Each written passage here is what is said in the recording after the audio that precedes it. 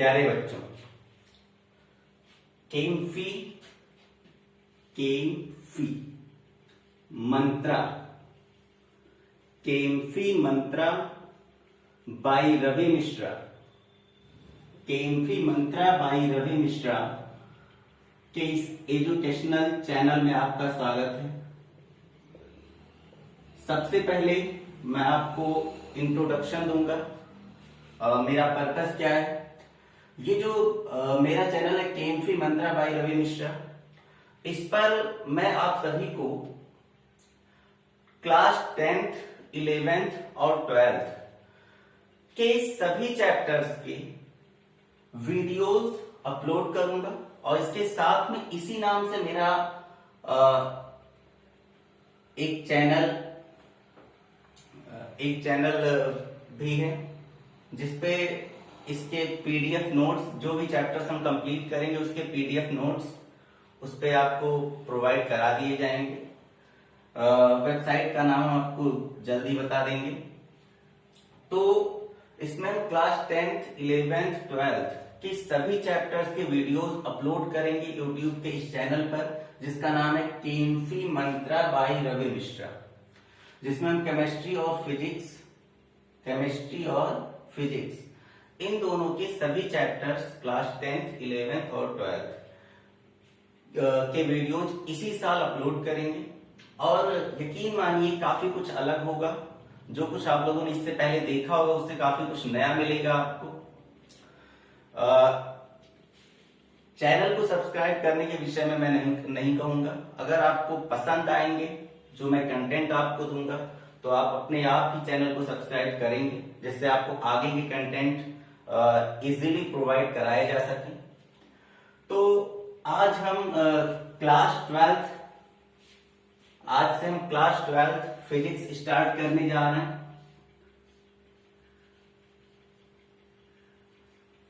Class 12th physics start करने जा रहे हैं, जिसमें जो पहली यूनिट है इलेक्ट्रोस्टैटिक्स स्थिर वैद्युत की पहली यूनिट है। लेकिन हम आपको सीधे पहली यूनिट पे नहीं ले चलेंगे। पहले हम आपको वहां तक पहुंचाएंगे कि पहली यूनिट ये आई कहां से, स्थिर वैद्युत की है क्या, इलेक्ट्रोस्टैटिक्स है क्या। उसके बाद हम आपको यहां से आपके सिलेबस में यूनिट फर्स्ट में, मतलब स्थिर वैद्युत की में 2 चैप्टर आते हैं, उन दोनों चैप्टर्स का इंट्रोडक्शन कराया जाएगा। फिर हम पहला चैप्टर स्टार्ट करेंगे। आप ये मान के चलें कि आज इस लेक्चर में पहला चैप्टर स्टार्ट नहीं हो पाएगा। पहले हम आपको इंट्रो कराएंगे, हम आपको पहुंचाएंगे कहां तक, स्थिर वैद्युत तक। उसके बाद हम पहला चैप्टर स्टार्ट करेंगे। मजा बहुत आएगा। बस करना क्या है कि आपको नोट्स बनाते रहना है, बेहतर होगा। अदरवाइज हम नोट्स प्रोवाइड कराएंगे आपको, नोट्स आपको प्रोवाइड कराया जाएगा मेरी वेबसाइट पे। वेबसाइट का नाम जल्दी हम आपको बता देंगे। और तो चलिए शुरू करते हैं कुछ बातें। इलेक्ट्रोस्टैटिक्स स्थिर वैद्युत की हमें स्टार्ट करना है। एक और चीज बता दें कि इस चैनल पे शून्य से स्टार्ट करेंगे, बेसिक से। ये बिल्कुल मैटर नहीं करता कि आपने 10th में पढ़ा कि नहीं पढ़ा, 9th में पढ़ा कि नहीं पढ़ा, 11th में पढ़ा कि नहीं पढ़ा। चीजें आपको समझ में आएंगी। बस मेरे साथ चलना होगा, जितना आप कहें उतना करना होगा।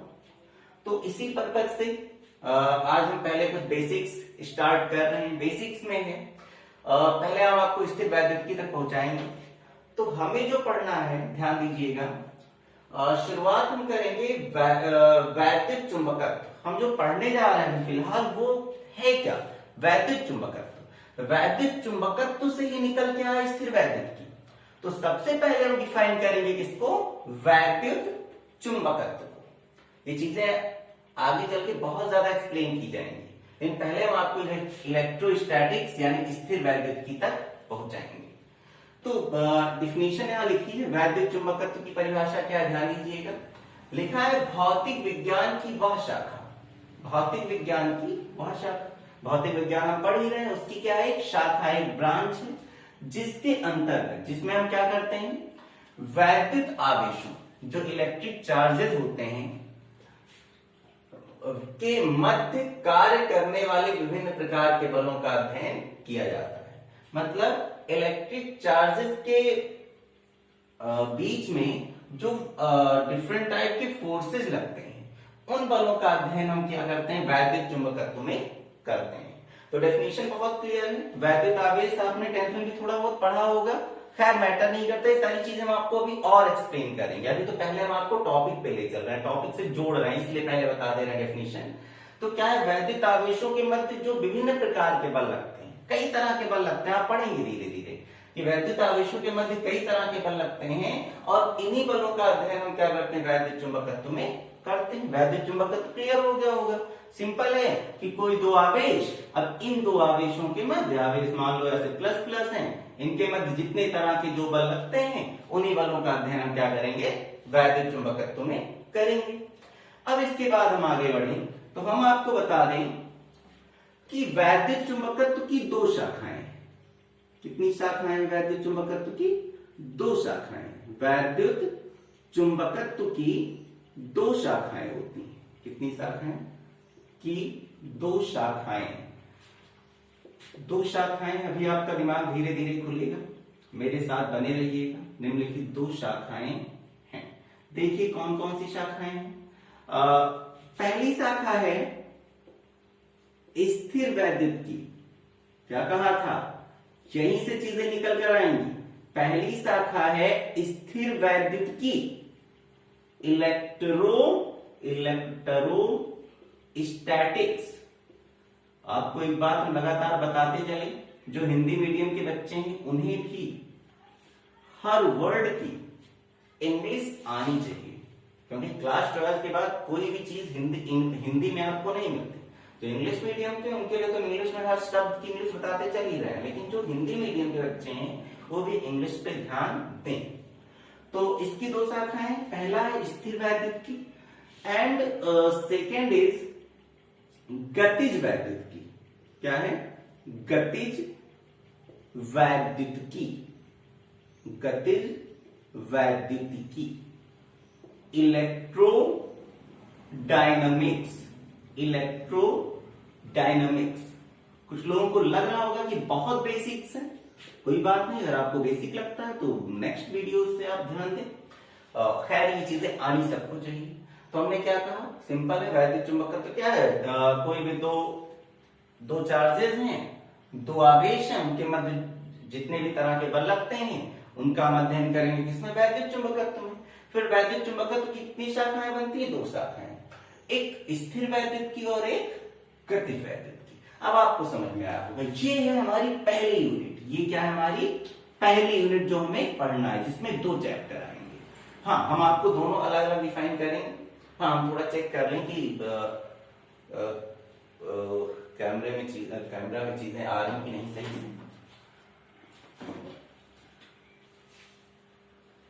हाँ सही है, सब सही है।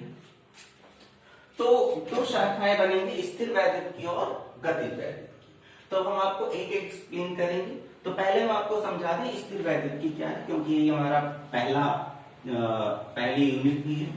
तो स्थिर वैद्युत की सिंपल है, शब्द में ही है स्थिर और यहां लिखा है स्टैटिक्स, मतलब ठहराव, विरामावस्था। स्थिर मतलब क्या है, स्थिर होना, विरामावस्था में होना। तो वैद्युत चुंबकत्व है क्या, आवेशों के मध्य लगने वाले विभिन्न प्रकार के बलों का अध्ययन करना। तो अगर वो आवेश रुके हुए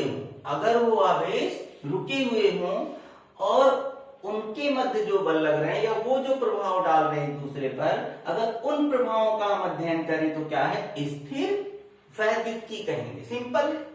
गतिज वैद्युत की भी क्लियर हो गया होगा कि अगर वही आवेश गतिज अवस्था में आ जाए, चलने लगे, वही आवेश चलने लगे और तब हम उनके प्रभावों का अध्ययन करें तो हम उसे क्या कहेंगे, गतिज वैद्युत की।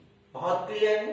तो स्थिर वैद्युत की डेफिनेशन अगर हम लिखें इलेक्ट्रोस्टैटिक्स की तो बहुत सिंपल है कि वैद्युत चुंबकत्व की, ऐसे लिखेंगे, वैद्युत चुंबकत्व की वह शाखा, क्या लिखेंगे, वैद्युत चुंबकत्व की वह शाखा जिसके अंतर्गत क्या करते हैं, रुके हुए आवेश, जिसके अंतर्गत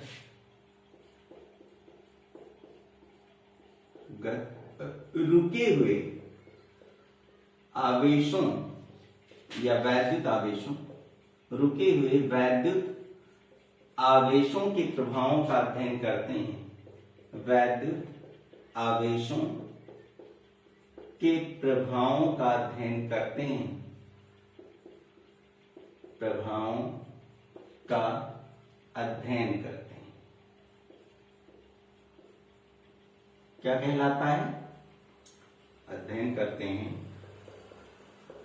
स्थिर वैद्युतिकी कहलाता है। क्या कहलाता है? स्थिर वैद्युतिकी कहलाता है। एक चीज आपको यहां से समझ में आई होगी कि ये जो हम पहली यूनिट पढ़ने जा रहे हैं, इस पहली यूनिट में आवेश कभी भी गति की अवस्था में नहीं होगा। कभी भी गति, कभी भी मोशन में चार्ज नहीं होगा। चार्ज जहां भी होगा क्या होगा? रुका हुआ होगा। इतनी चीज तो आपको क्लियर हो गई होगी। क्या लिखा है मैंने कि वैद्युत चुंबकत्व की वह शाखा जिसके अंतर्गत रुके हुए वैद्युत आवेशों के प्रभावों का अध्ययन करते हैं, स्थिर वैद्युतिकी कहलाता है। बहुत क्लियर है, बहुत क्लियर है। बेसिक से ही तो इसमें आपने देखा स्थिर वैद्युतिकी। पहले इतने का स्क्रीनशॉट ले लें। अब आगे बढ़े हम।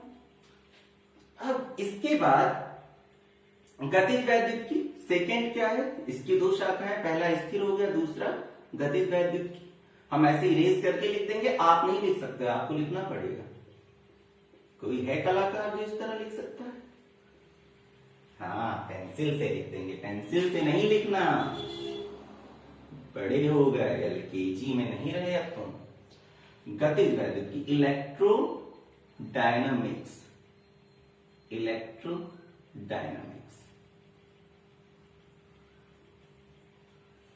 सेकेंड क्या है? Electro dynamics. हम डेफिनेशन यहां इसी में बना देंगे। सिंपल है। गतिज वैद्युतिकी में क्या होगा? वैद्युत चुंबकत्व की वह शाखा जिसके अंतर्गत रुके हुए आवेश नहीं, गतिज या गति की अवस्था में,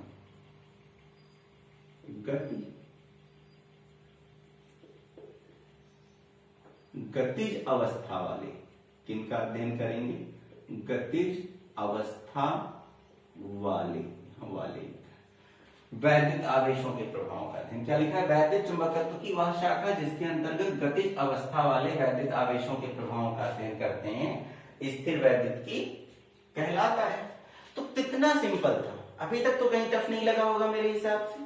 सिंपल हमने कहा कि वैद्युत चुंबकत्व की कितनी शाखाएं हैं? दो शाखाएं, एक स्थिर वैद्युतिकी, एक गतिज वैद्युतिकी। वैद्युत चुंबकत्व है क्या? वैद्युत चुंबकत्व वैद्युत आवेशों, इलेक्ट्रिक चार्जेस के मध्य कई तरह के फोर्स लगते हैं, उन फोर्सेस की स्टडी या उन फोर्सेस का अध्ययन ही क्या है? वैद्युत चुंबकत्व कहलाता है। इसकी कितनी शाखाएं हैं? दो शाखाएं, एक स्थिर वैद्युतिकी, गतिज वैद्युतिकी। स्थिर वैद्युतिकी में आवेश रुका होगा और गतिज वैद्युतिकी में आवेश चल रहा होगा। समझ गए? Very simple. तो अब हमने क्या कहा था कि हम आज आपको स्थिर वैद्युतिकी पे पहुंचाएंगे। आई होप कि स्थिर वैद्युतिकी पे आप पहुंच गए और समझ गए क्या है, कहां से आए स्थिर वैद्युतिकी। वैद्युत चुंबकत्व हम पढ़ने जा रहे हैं जिसकी दो शाखाएं, स्थिर वैद्युतिकी और गतिज वैद्युतिकी। हमें पहले क्या पढ़ना है? स्थिर वैद्युतिकी। स्थिर वैद्युतिकी में कितने चैप्टर हैं? दो चैप्टर हैं। उन दो चैप्टर्स में अब आप पहले चैप्टर को पढ़ेंगे।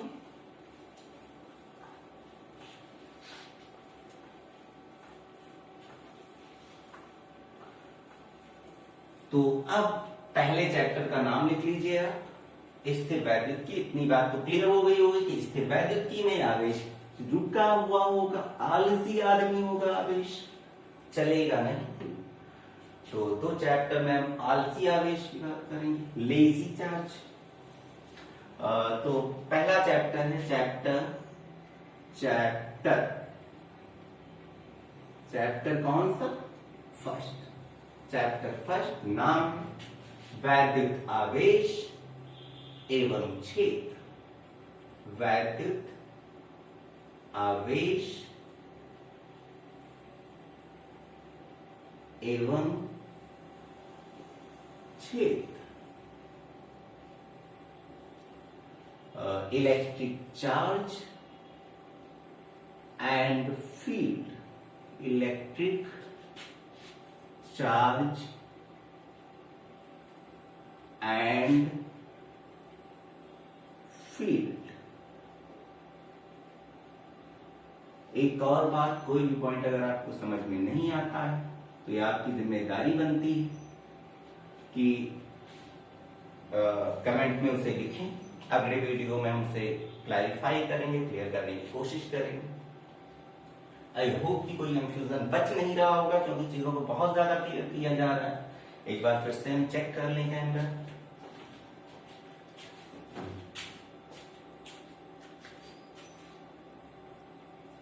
सब सही है।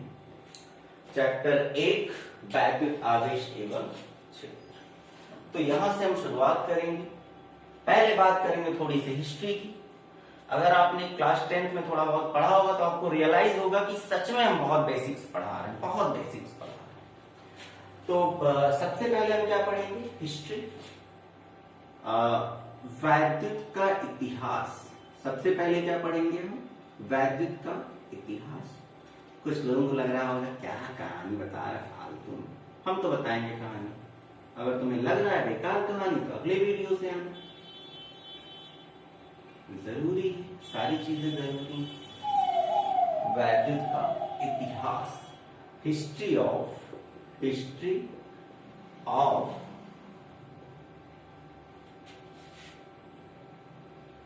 Electricity, history of electricity. Notes जरूर बनाते रहें अगर आपको ढंग से पढ़ना है। पीडीएफ नोट्स तो आपको प्रोवाइड कराए ही जाएंगे।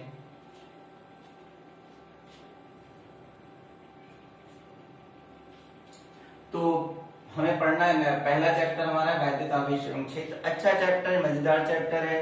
पहले हम इसकी वैल्यू बता दें, वैल्यू को समझा दें।